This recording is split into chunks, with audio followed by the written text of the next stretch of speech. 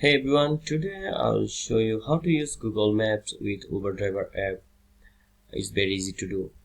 First, make sure you have the Google Maps app installed on your device. You can download it from the App Store or Google Play Store. Then launch the Uber Driver app and log into your driver account. Accept a ride request through the Uber Driver app as you normally would. After you have accepted a ride, you can switch on the Google Maps app.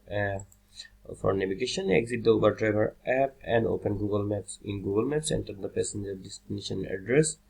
Uh, Once the destination is entered, tap on the direction button and then choose the navigation option. Google Maps will provide turn-by-turn direction up to the destination. You can switch back to the Uber Driver app when needed to manage the ride, mark as arrived, start the trip, and complete the trip. And that's it. That's how you can use Google Maps on Uber Driver app.